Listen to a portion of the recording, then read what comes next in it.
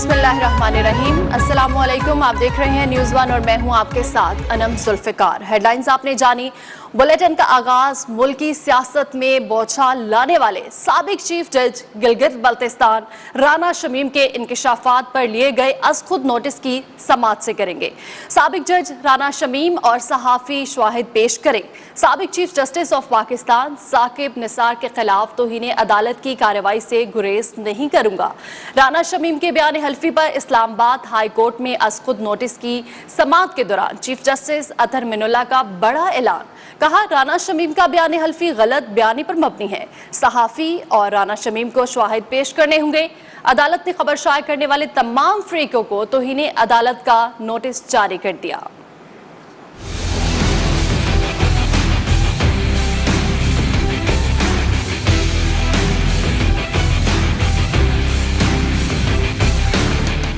Islamabad high court के chief justice Athar Minallah ने case की समाअत की। चीफ जस्टिस अतहर मिनुल्लाह ने रिमार्क्स दिए कि मीडिया की आज़ादी के हक में हूँ। इस अदालत के हर जज पर अवाम का एतमाद है, जिससे कायम भी रहना चाहिए। चीफ जस्टिस ने दौरान समाअत अखबार की सुर्खी पढ़ने की हिदायत करते हुए रिमार्क्स दिए कि इस हलफनामे का कोई अदालती रिकॉर्ड नहीं। क्या ये तमाम रिकॉर्ड रजिस्ट्रार से चेक किया गया? समाअत के दौरान सीनियर सहाफ़ी अंसार अब्बासी ने बात करने की इजाजत तलब की तो चीफ जस्टिस ने इन्हें रोक दिया। कहा, जजेस काबिले इत्तेसाब हैं। खबर में जज का नाम न लिखकर पूरी अदालत पर सवाल उठा दिया गया है। बयान हल्फी में इस्लामाबाद हाई कोर्ट पर इल्जाम लगाया गया है। तासर है ये बयान हल्फी जाली है, जिसके संगीन ताइज होंगे। चीफ जस्टिस ने मजीद कहा कि अगर मेरे किसी जज ने किसी के घर या किसी के चैम्बर से राब्ता किया तो मैं जिम्मेदार हूँ। शवाहिद पेश करने होंगे। साबित होने पर तौहीन अदालत की कार्रवाई में ताखीर नहीं होगी। अदालत में साफी अंसार अब्बासी ने मौक़िफ़ अपनाया कि अखबार के मालिक और एडिटर का कोई कसूर नहीं। कार्रवाई चाहते हैं तो मेरे खिलाफ करें। जो किया वो सब अदालत की इज्जत के लिए किया। जिस पर चीफ जस्टिस ने रिमार्क्स दिए कि आपने अदालत की इज्जत नहीं की। अदालत आलिया ने चारों फ्रीकैन को शोकाज नोटिस जारी करते हुए 7 रोज में तहरीरी जवाब तलब कर लिया। अदालत ने आइंदा समाअत 26 नवंबर तक मुलतवी कर दी। अदालतों पर हमला नून लीग की रिवायत रही है। साबिक जज ने जो हल्फनामा दिया उसकी फीस भी शरीफ फैमिली दे रही है। हुसैन नवाज इस मामले को डील कर रहे हैं। वफाकी वज़ीर इत्तलात फवाद चौधरी का जस्टिस शमीम के इंकिशाफात पर रद्द-ए-अमल। कहा, नवाज शरीफ मरियम की पेशी से पहले ही ऐसी साजिश होती है। एक मुकम्मल प्लान के तहत ये मामला आगे बढ़ रहा है। नून लीग ने पहले फौज और अब अदलिया के खिलाफ मुहिम शुरू की। जब भी हम देखते हैं नवाज शरीफ की या मरियम नवाज की कोई पेशी होती है, उससे पहले एक कोई साजिश जो है इस तरह की गढ़ी जाती है और ख़बर लगाई जाती है, कोई एफिडेविट आता है, किसी की वीडियो रिलीज़ होती है। ये एक मुकम्मल प्लान के तहत हमेशा हम देख रहे हैं कि ये मामला जो है वो आगे बढ़ रहा है। PMLN ने जिस तरह पहले फ़ौज के ख़िलाफ़ एक मुहिम शुरू की हुई थी, अब उन्होंने अदालतों के ख़िलाफ़ एक मुहिम शुरू की हुई है। इससे पहले भी नून लीग ने जब बुलाया गया था सुप्रीम कोर्ट में, तो आपको मालूम है उन्होंने सुप्रीम कोर्ट के ऊपर हमला कर दिया था। एहतसाब अदालत इस्लामाबाद ने अमेरिका प्रॉपर्टी केस में साबिक सदर आसिफ अली जरदारी की अबूरी जमानत 23 नवंबर तक मंजूर कर ली। मीडिया से गुफ्तगू में आसिफ जरदारी का कहना था कि जो लोग हुकूमत को लाए हैं वो अब गलती का एतराफ़ कर रहे हैं। मरियम नवाज बेटियों की तरह है, कोई बात नहीं करूंगा। राना शमीम के बयान हल्फी वाला रास्ता हम पहले ही देख चुके हैं। जस्टिस कयूम के साथ सैफुर रहमान और कुछ और दोस्तों की भी टेप थी। जो उसको लाए हैं वो एडमिट कर रहे हैं कि गलती हो गई, मगर अब कैसे करेंगे गलती को दुरुस्त, ये अल्लाह को पता और उसको पता। बेटियों जैसी है, मैं अपनी बेटियों को क्या कमेंट करूँ। मेरी बीवी को हम बेटी को पहले ये रास्ता देख चुके हैं। आपको याद है कि एक टेप थी सैफुर रहमान की और कुछ और दोस्तों की, कयूम के साथ, जस्टिस कयूम के साथ। सुप्रीम कोर्ट में हजारा बरादरी टारगेट किलिंग अज़ खुद नोटिस की समाअत। अदालत ने नेक्टा से इंसदाद दहशतगर्दी के लिए किए गए काम की तफसीलात तलब कर ली। अदालत ने DG काउंटर टेररिज्म डिपार्टमेंट को रोस्टम से हटा दिया। चीफ जस्टिस गुलजार अहमद ने कहा, नेक्टा सिर्फ मुल्क के माली वसाइल को चूस रहा है। नेक्टा का कोई भी काम खुफिया नहीं हो सकता। जस्टिस मजहर आलम ने कहा, जिसका दिल करता है नाम 4 शेड्यूल में डाल दिया जाता है, बिला वजह लोगों को तंग किया जाता है। खबरें और भी हैं, शामिल करेंगे इस ब्रेक के बाद। हम वेलकम बैक। ब्रेक के बाद आपको बताएं, वज़ीर आज़म के मुशीर पार्लिमानी अमूर बाबर अवान ने कहा है कि कल मुश्तरका इजलास में 2020 से इल्तिवा का शिकार मुख्तलिफ कैटेगरीज के बिल मंजूरी के लिए पेश होंगे। असद कैसर के ताउन मांगने पर शहबाज शरीफ ने 1 महीने का वक्त मांगा है। हुकूमत और इत्तेहादियों के दरमियान खला की अपोजिशन की ख्वाहिश तो हो सकती है, मगर ऐसा होगा नहीं। बाबर अवान ने शेर पढ़कर अपोजिशन को जवाब दिया।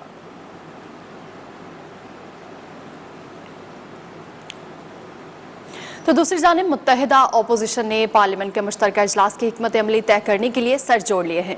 शहबाज शरीफ की ज़ेर सदारत पार्लियामेंट हाउस के अपोजिशन चैम्बर में मुशावरती इजलास हुआ। इजलास के शुरका का कहना था कि पूरी कुव्वत से हुकूमत की स्याह कानून साजी का रास्ता रोकेंगे। मुत्तहिदा अपोजिशन के कायदीन अपनी अपनी जमात के अरकान की हाजिरी यकीनी बनाएं। इस मौका पर शहबाज शरीफ ने कहा, हुकूमत गिरती हुई दीवार है, सहारे उसे बचा नहीं सकते। हुकूमत ने मुल्क को मुआशी जवाल, अवाम को महंगाई वबाल में मुब्तला कर दिया। जालिम हुकूमत स्याह कवानीन से जिंदगी नहीं पा सकती। क्या इलेक्ट्रॉनिक वोटिंग मशीन पर हुकूमत को शिकस्त दे पाएंगे? सहाफ़ी के सवाल पर शहबाज शरीफ ने कहा, हम पूरी तरह मुकाबला करेंगे इंशाअल्लाह। सर, ईवीएम पे शिकस्त दे पाएंगे हुकूमत को? हम पूरी तरह मुकाबला करेंगे इंशाअल्लाह। तो इत्तेहादियों के साथ, उनके इत्तेहादियों से राब्ते हैं आपके कुछ? इन हाउस चेंज का कुछ हो रहा है सर? मेहरबानी, शुक्रिया। तो इसी पर पीपल्स पार्टी के रुकन कौमी असेंबली कुरैशी शाह कहते हैं, हम ऐवान में अपनी तादाद पूरी करेंगे, हमारी जो ताकत है उसका मुजाहरा करेंगे। हुकूमत ने बिल्स पर ताउन मांगा, हमने इनकार कर दिया। हमारे पास एक नंबर था अपोजिशन के पास, वो नंबर हम अपने पूरे करेंगे। हमारी अक्सरियत होती तो हम कब का वोट आप लोगों को सुनाते। हम अपनी ताकत के बुनियाद पे जो हमारे पास में स्ट्रेंथ है उसको मुजाहिरा, हम अपना फर्ज पूरा करेंगे। हमें अपोजिशन ने, गवर्नमेंट ने खत लिखा कि हम आपके साथ बातचीत करना चाहते हैं। जो बिल्स ज्वाइंट सेशन की है, हमने उनका जवाब दिया और हमने उनको आके हम बात करने के लिए तैयार हैं। एक तरफ हुकूमत की जानिब से पार्लियामेंट के मुश्तरका इजलास के लिए इत्तेहादियों की ऑन बोर्ड होने के दावे, दूसरी जानिब अहम इत्तेहादी MQM के तहफ़्फ़ुज़ात बरकरार। MQM के रुकन कौमी असेंबली किश्वर ज़हरा ने इलेक्ट्रॉनिक वोटिंग मशीन पर तहफ़्फ़ुज़ात जाहिर कर दिए। कहा, इलेक्ट्रॉनिक वोटिंग मशीन का मामला तकनीकी है, हर कोई एकदम नहीं समझ सकता। जब ब्रीफिंग हुई तो हमें उस पर तहफ़्फ़ुज़ात हुए। ये चीज़ टेक्निकल है, हर आदमी एकदम से समझ नहीं सकता। जब इसकी प्रेजेंटेशन देख ली और समझ ली तो हमें उसमें तहफ़्फ़ुज़ात आए। लेकिन मैं ज़ाती तौर पे ये समझती हूँ और पार्टी भी मेरे ख्याल में इस नतीजे पे पहुँच चुकी होगी कि हमारे यहाँ जो तरीक़े वारदात इलेक्शन में होता है वो ऐसा होता है जिसके हाथ में लाठी, वही लाठी चलती है और भैंस पे पड़ती है। तो ये कम से कम मशीन शायद उसको कंट्रोल कर ले। लाहौर हाई कोर्ट ने तहरीक इंसाफ के जमशेद इकबाल चीमा और मुसर्रत चीमा की अपीलों पर फैसला सुना दिया। अदालत ने तहरीक इंसाफ के उम्मीदवार जमशेद इकबाल चीमा और मुसर्रत चीमा की अपीलें मुस्तरद कर दी। अदालत ने फ्रीकैन के वकला के दलाइल सुनने के बाद फैसला महफूज किया था। अदालत ने रिटर्निंग ऑफिसर और हाई कोर्ट के सिंगल बेंच का फैसला बरकरार रखा। वापिस आएंगे ब्रेक के बाद। हमारे साथ को आगे बढ़ाते हुए आपको बताएं, वज़ीर आज़म इमरान खान से MQM पाकिस्तान के वफ्द की मुलाकात। MQM वफ्द में अमीनुल हक और खालिद मकबूल सदीकी शामिल। पार्लियामेंट के मुश्तरका इजलास और कानून साजी पर बातचीत। कौमी असेंबली के इजलास में पीपल्स पार्टी, MQM और PTI आमने सामने। कराची कोऑपरेटिव मार्केट में आतिशज़दगी के वाक़े पर MQM के सिंध हुकूमत पर लफ्ज़ी वार किए तो PP अरकान ने मुत्तहिदा पाकिस्तान पर तनकीदी तीर चला दिए। PTI ने कराची के मसाइल का जिम्मेदार पीपल्स पार्टी को करार दे दिया। तीनों जमातों के रहनुमाओं का कहना था, क्या कहना था, आइए आपको दिखाते हैं। ये बिल्कुल दुरुस्त है कि कराची में एक अफसोसनाक वाक़या हुआ, आग लगी और कई दुकानें आग में झुलसी, वहाँ नुकसान हुआ। लेकिन वो ये बताना भूल गए कि कराची के एडमिनिस्ट्रेटर जनाब मुर्तज़ा वहाब 3.5 से 4 घंटे उस मुकाम पे खड़े थे जहाँ आग लगी। मुर्तज़ा वहाब साहब जो एडमिनिस्ट्रेटर हैं वो आए और आते ही निकल गए थे। मैं इस बात का गवाह हूँ। बहुत मुझे अफसोस हुआ कि ये भी वहाँ कहा गया कि वहाँ MQM के अरकान खड़े थे। मैं आपको वसूख के साथ कहती हूँ, मैंने इसको इन्वेस्टिगेट किया, वहाँ कोई MQM का नुमाइंदा खड़ा नहीं था, कोई MQM का नुमाइंदा वहाँ खड़ा नहीं था। सोशल मीडिया गवाह है इस चीज़ का कि मैं वहाँ पर 3 घंटे में खड़ा रहा हूँ और 4 घंटे जो है किश्वर जहराबाजी और हमारे MPAs जिनका खिदमत, जिनका शआर है, वो सब वहाँ मौजूद थे। सर, ये आग लगने के वाक़यात आज के नहीं है। कराची की तारीख आग लगने से और लगाने से भरी पड़ी। ये तो 200 दुकानें जली हैं, जो कि इंतहाई अफसोसनाक बात है। सर, 270 लोग जिंदा भी जलाए गए हैं इस शहर में, और उनको जो अजाले के तौर पर मुआवजा दिया गया वो भी खा गए उस वक्त के लोग। जनाब स्पीकर, जो आग कराची में सदर में लगी, कोई 350 के करीब दुकानें जली या जलाई गई, इसके लिए तो सबसे पहले पाकिस्तान तहरीक इंसाफ सर मुतालबा करती है एक इंक्वायरी कमेटी बनाई जाए, एक और कमेटी बने जो कि सिंध को 52 फायर टेंडर, जिस वज़ीर आज़म साहब की ये बात कर रहे, उसी वज़ीर आज़म इमरान खान साहब ने 52 फायर टेंडर दिए, वो कहाँ थे, वो क्यों नहीं पहुँचे? क्योंकि वो तो सिंध का काम बनता था। कोई 13 साल से लगातार हुकूमत कर रहे हैं। और यहाँ आपको अपडेट करें, तनख्वाहों, पेंशन और मरात में इजाफे के लिए सरकारी मुलाजमीन एक बार फिर इस्लामाबाद की डी चौक पहुँच गए। वज़ीर मुमलिकत पार्लिमानी अमूर अली मोहम्मद खान ने मुलाजमीन को मुज़ाकरात के लिए बुला लिया है। इसी हवाले से मज़ीद तफसीलात जानेंगे। नुमाइंदा न्यूज़1 राहिल हसन ने हमें ज्वाइन किया है। जी राहिल, क्या तफसीलात है, आगाह कीजिएगा। देखिए, वफाकी सरकारी मुलाजमीन का एक देरीना मुतालबा है कि उनकी जो सर्विस स्ट्रक्चर है उसको बेहतर किया जाए, जिसमें उनकी पेंशन, उनकी मरात और उनकी तनख्वाहों में इजाफा शामिल है। उसके साथ साथ उनकी जो प्रमोशन है वो भी बर वक्त की जाए। ये मुतालबात लेकर पहले भी वो एहतजाज के लिए निकले थे, जिस पर हुकूमत ने पहले भी मुआहदा किया था उनके साथ कि ये सर्विस स्ट्रक्चर में बेहतरी लाई जाएगी, लेकिन उस मुआहदे पर अमल दरामद नहीं हुआ है। उस पर अमल दरामद करवाने के लिए एक बार फिर से सरकारी मुलाजमीन निकले हैं और इस वक्त सरकारी मुलाजमीन का जो पड़ाव है वो पार्लियामेंट के सामने कॉन्स्टिट्यूशन एवेन्यू पर है। और इसके साथ साथ जो अली मोहम्मद खान वजीर पार्लिमानी अमूर हैं, उन्होंने मुज़ाकरात की भी दावत दी है, जिसके बाद जो सरकारी मुलाजमीन का 4 रुकनी वफ्द है वो मुज़ाकरात के लिए पार्लियामेंट हाउस में अली मोहम्मद खान के पास गया है। जारी है। नुमाइंदा न्यूज़1 राहिल हसन हमें अपडेट कर रहे थे, इस हवाले से बहुत शुक्रिया। वापिस आएंगे ब्रेक के बाद। इस्लामाबाद लिए चलते हैं, जहां पर पीपल्स पार्टी की रहनुमा शाजिया मरी प्रेस कॉन्फ्रेंस कर रही हैं। वो कोशिश कर रही है कि जॉइंट सेशन बुलाए और इत्तेहादियों को बुलाए, लेकिन जिस तरह बुखारी साहब ने कहा कि अब बात इत्तेहादियों से आगे जा चुकी है। अब तो इनकी सफों में जो इनके मेंबरान हैं वो इनसे तंग है कि वे अपने हलके में जाने जैसे नहीं रहे। महंगाई ने लोगों की कमर तोड़ दी है, महंगाई ने लोगों को खुदकुशियों पर मजबूर कर दिया है। पार्लियामेंट में हमें बात करने नहीं दी जाती। इमरान नियाजी जिसने इस पार्लियामेंट से वोट लिया है, आज वो इस पार्लियामेंट से भाग रहा है। वो अपने लिए दोबारा सिलेक्ट होने के रास्ते तलाश कर रहा है, और ईवीएम वही एक रास्ता है जो इमरान नियाजी को सूट करता है, क्योंकि अगर अवाम का वोट वो मांगेगा तो अवाम अब उसे वोट नहीं देगी। इसीलिए वो मशीनों का सहारा ढूंढ रहा है।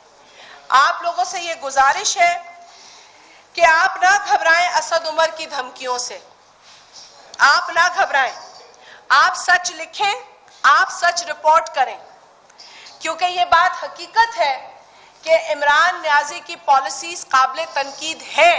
अगर आप उस पर तनकीद करते हैं तो आप कुछ गलत नहीं करते। इमरान खान वो वाहिद वजीर आजम सिलेक्ट हुआ है इस मुल्क का जो बात सिर्फ फजूल करता है। उसने आज तक अवामी इंटरेस्ट में कोई बात नहीं की, और अगर मीडिया उसे रिपोर्ट करता है तो फिर मीडिया पर वो लोग तनकीद करते हैं। ये जुबाबंदी हम अब बर्दाश्त नहीं करेंगे। अगर हमारे लिए पार्लियामेंट का माइक बंद होगा तो हम मीडिया के सामने अपना केस रखेंगे और मीडिया के जरिए अवाम को बताएंगे कि कितनी ज्यादती कर रही है ये सिलेक्टेड हुकूमत लोगों के साथ। आप लोगों के आने का मैं एक बार फिर शुक्रिया अदा करती हूँ, और एक आखिरी जुमला मैं जरूर कहूंगी कि देखिए, ईवीएम से पहले तो हमें आरटीएस का मामला और मुअम्मा हल करना है। जब आरटीएस ही फेल हो गया तो ईवीएम कौन सा कामयाब होने जा रहा है। लिहाजा आप लोगों से गुजारिश है कि आप लोग किसी की धमकी से ना घबराएं। हमने मिलकर इस नाअहल और नालायक हुकूमत को घर भेजना है और हमें इस पूरे अमल में कोई भी चीज रोक नहीं सकती। बहुत शुक्रिया। अमेरिका में भी, भारत में भी इलेक्ट्रॉनिक वोटिंग मशीन पे इंतखाबात होते हैं, क्या पाकिस्तान में भी जरूरत के साथ हम देख रहे हैं एक दूसरे पे इल्जाम ये लगता है? इस्लामाबाद में पीपल्स पार्टी की रहनुमा शाजिया मरीम प्रेस कॉन्फ्रेंस कर रही थी। उन्होंने कहा कि पार्लियामेंट में हमें बात नहीं करने दी जाती, कौम में बेचैनी की वजह बढ़ती महंगाई है। खबरों के सिलसिले को आगे बढ़ाते हुए आपको बताएं, मुल्तान में दूसरे रोज भी खसरा रुबेला से बचाव की मुहिम जारी है। महकमा सेहत की टीमें घर घर जाकर बच्चों को इंजेक्शन लगाने में मसरूफ है। रिपोर्ट कर रहे हैं हैदर अब्बास।